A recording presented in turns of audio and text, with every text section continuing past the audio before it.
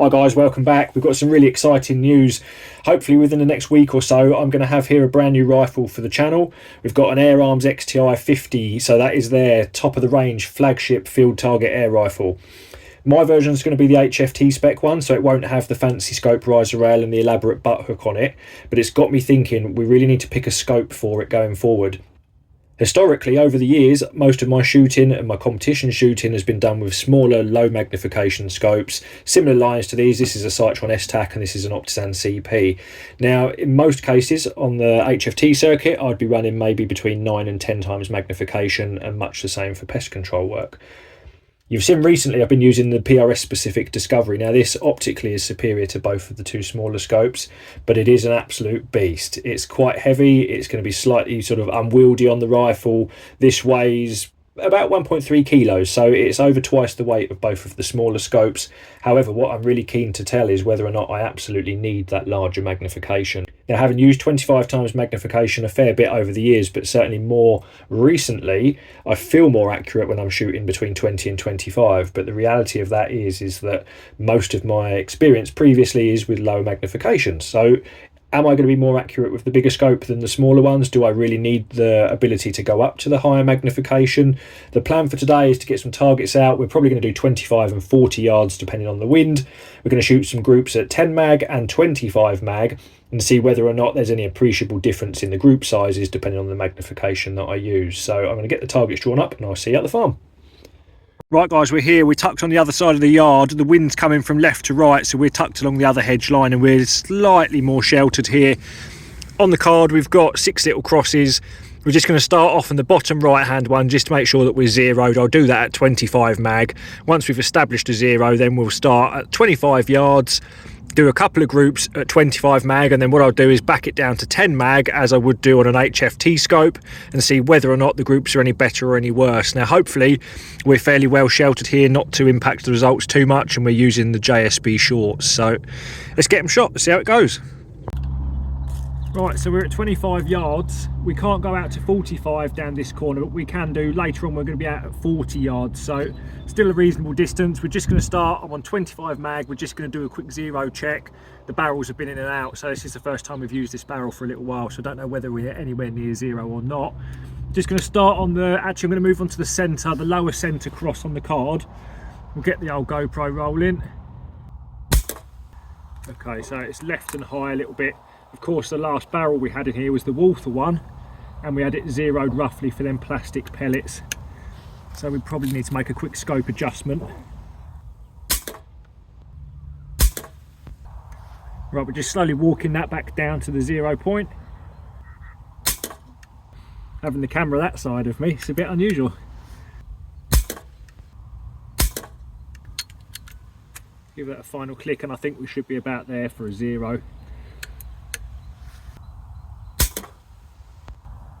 I'm just going to pick off the lower leg of that cross just as we've shot the middle of that crosshair out now, so just picking a fresh aim point.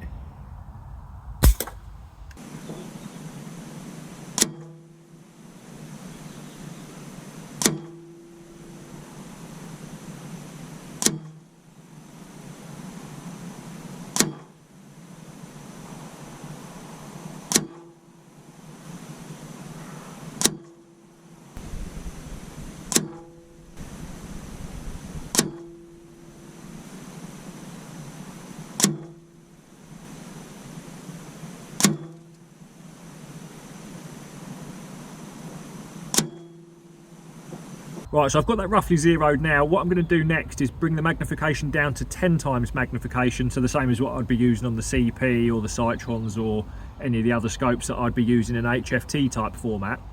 Using the high magnification at 25, it really highlights any sort of pulse movement, any jitter in my end. It's certainly easier to place your crosshair on the target, but sometimes it can be a little bit off-putting when you can see that pulse that you wouldn't normally at 10 mag. So I'm more interested just to see whether or not we actually need this higher mag. Am I still accurate enough at 10 mag, and can we carry on with the smaller scopes, or should we then put the bigger scope onto the XTI? So what we'll do now, we'll move on to the left hand side of the card. I'm going to drop it down to 10 magnification, get the GoPro back on and see whether or not the groups are bigger or smaller than when we come back up to 25 on the right hand side of the card. Right, well that one's coming on the perfect elevation line. It's coming a little bit to the left. That's interesting. I was fairly confident that I was fairly well lined up for that shot. What we'll do, we'll put 5 through and see what the average group size is. I can't see any of my pulse movement or anything like that at 10 times magnification. At 25, when we were zeroing that, I could see every little bit of heartbeat, if you like, through my hand. It does highlight good and poor trigger technique as well, so certainly not a bad thing using the higher mags, but I've got a much better depth of field at the moment. I can see on 10 mag here, I'm pretty much clear from about 12 yards out. I can still see the 40-yard backboard as well, so considering how big a scope this is with an objective lens this size, at 10 mag the depth of field is surprisingly good. Certainly not that far off of some of the smaller scopes that I would be using for HFT, so quite impressive in that respect. I'm talking less today, I'm concentrating more. Right, well they're banging through the same hole, that's good. Let's just put another one through. That'll probably be 5 or 6 then through that little cross.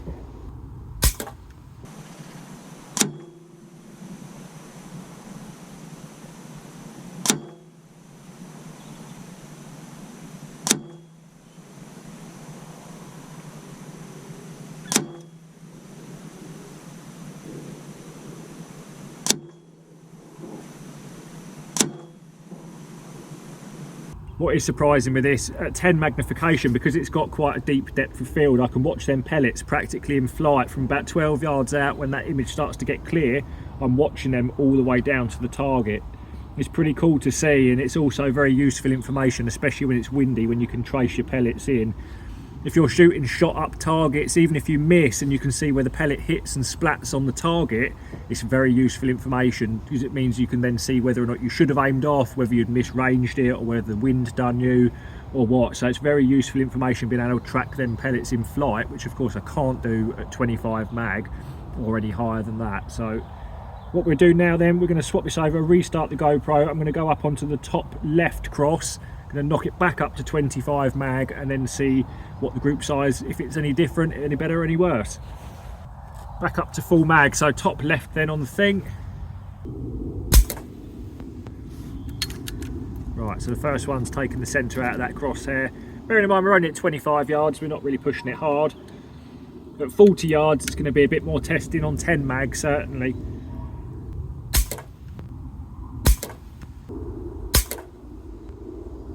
Oh, that one dropped low. Why did that do that? Don't think that was me. That's really annoying. That was a lovely little group. I'm not quite sure what happened with that one, why it dropped as low as it has. It's only sort of a pellet width lower, but I certainly didn't wobble that much, I can tell you that much. That's frustrating. I could bang them through that same hole all day like this.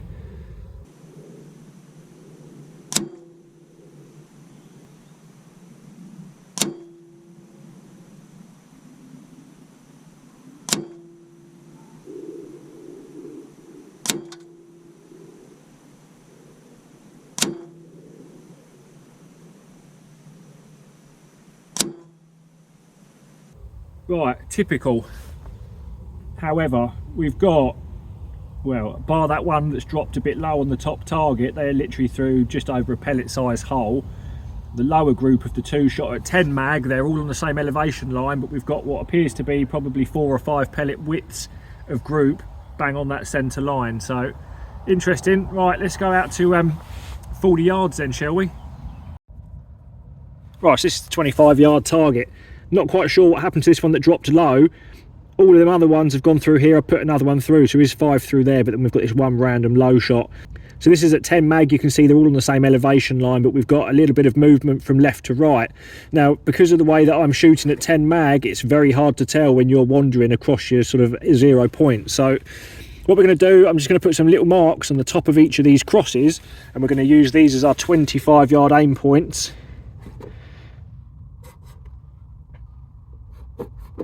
We're going to take them out to 40 yards. We'll put the 0 on up here, and then we should find that our pellets land just a little bit below down here. Right, that's on. So we're on 25 mag at 40 yards. We're going to go for the top right.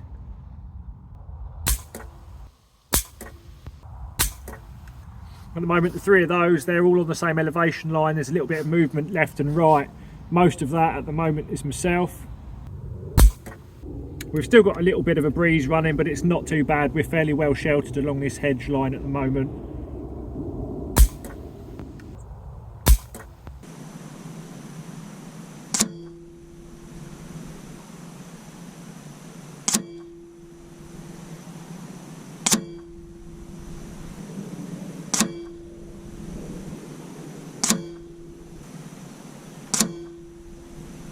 Okay, right.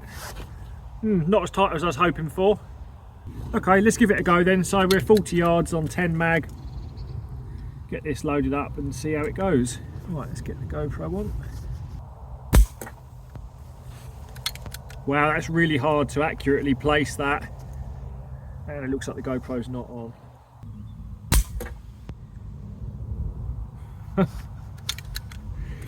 So far then, the two of those are in a tighter group than on the old 25 mag. Right, well, I wasn't expecting the results to look like this so far. Of course, I spent most of my life shooting at 10 mag or just under, so it's not surprising, but at the moment, despite it being an awful lot harder to line up, the group is significantly better on 10 mag. That's actually a really good group down there. You're kidding. Right, okay, so the 5 of those have gone through what appears to be a tiny little hole. Let's just open that up to 25 and we can have a look.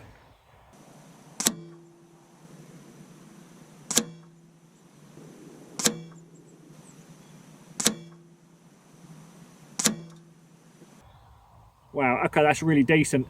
I think what I'm going to do is add another little cross onto the card down the end and then reshoot that again at 25 mag just to see whether or not that last poor group was a fluke or not. But the 10 magnification group is pretty good. Connection lost, no. Oh, this is ridiculous. Right, I'm going to go and turn it off myself.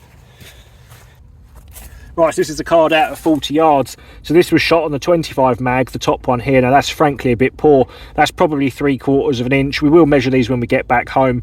However, unusually, the 10 magnification one up here, that's maybe 10 mil, 11 mil. That's really quite a good little group, although it was a lot harder to offer that aim point up. Seems like we're doing better. So what I'm going to do is redo the 25 mag test up on this crosshair here. We had a few that dropped a bit lower than I thought they should have done, so I'm going to retest that one because at the moment I certainly feel more accurate at the higher mag, but it certainly looks on paper like I'm more accurate at 10 mag. Maybe that's just what it is, but we're going to retest now. 40 yards, 25 mag again. Right, okay, so we're back. So we're going to redo the 40 yard card again on 25 mag. I think it might well be where I can see my heartbeat and things. Maybe I'm overcompensating slightly. You don't get to see any of that at 10 mag.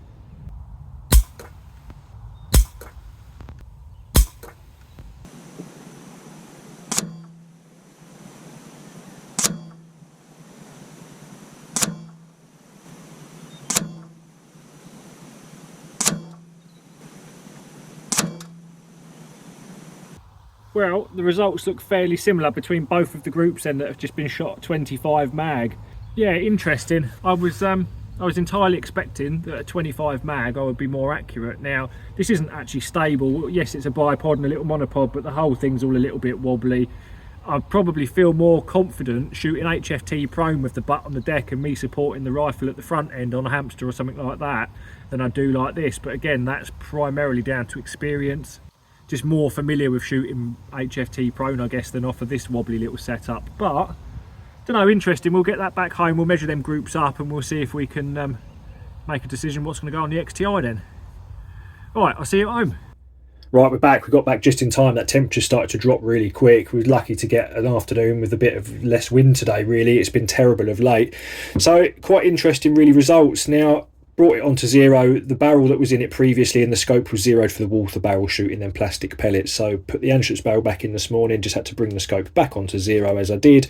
Took the edges out of the crosshair there, everything was in order. Now, of the main test itself, dropping that back to 10 mag at 25 yards, I was a little bit annoyed because I'd obviously sort of wobbled slightly to the left taking that shot. Now, of course, at 10 mag, it's quite easy on a black target like this to lose your crosshair. So just me not paying attention too much. However, bringing the mag up to 25 mag at 25 yards, I still shot a 12mm group. Now, this one in the bottom here dropped a bit low, as did a couple of others in the test. Now, a bit annoying, but it still left us with a 12mm group, the same as the 10 mag, and 25 mag the same. So what was really surprising was the 40-yard group I shot at 10 mag. Now, most of my shooting is generally between 35 and 45 yards, that sort of area, with around 9 to 10 mag. So this is the sort of stuff that I'm used to sort of day in, day out. Now, this was the best group of the day. This measures 10mm. In fact, it's slightly less than that. It's 9.94 outside edge to outside edge, which is fantastic in the wind off a wobbly little bipod. I was doing my best to be consistent when that wind was in a bit of a lull. Really quite a good group, so happy with that, and shows that my experience just got down, shot it, done really well. Bringing that mag up to 25, I reshot it a second time. The first group that we shot was 17mm, followed by a 15mm group. Now, at that sort of magnification and higher, you can see your pulse, you can see every bit of movement that you're imparting into it. Now, maybe I'm just overcompensating or what, I don't know, but on paper we can see that I'm shooting better at what would generally be a relatively low magnification for 40 yards. Now, all we've really learned is that the sightron is probably not going to be going on to the XTI going forward. The fact that this has got a fixed objective lens, it's got a fixed focus distance, isn't going to be ideal for filming when we're swapping between, say, 25 and 45 or whatever. The little CP is going to be absolutely fine for most of our shooting at closer ranges. Anything 45 yards or below, I'm probably just as well to be using the optisan over the Discovery or anything else. However, when we start pushing stuff further out, when we start doing the 75-yard shooting, then I'm definitely going to need slightly higher magnification. But if this is anything to go by, then I'm probably best to err on a slightly lower magnification than I could do necessarily. So an interesting test nonetheless, and certainly now I'm getting really excited for this XTI to arrive. So when it does, I think I'm going to need to put some Picatinny riser rails on there, and then we can do, as we've been doing with the Catran and the other rifles, we can swap between scopes depending on what we're doing at the time. So yeah, all we've really learned is that probably not going to use the sightron going forward. The Discovery performed really well. It was quite dull out there today, quite a nice bright clear sight picture, but it is a monster of a scope. This thing's quite heavy. It's 1.3 kilos with the mounts on, so that weighs twice as much as the little CP does. However, different horses for different courses. So I think that'll do it for this one, guys. I'll catch you in the next one, and hopefully the next time you see me, we'll have the XTI here on the bench, and maybe if we're really lucky, we can get some decent close-ups and go all around it, and I can show you all about it. So I'll see you in the next one.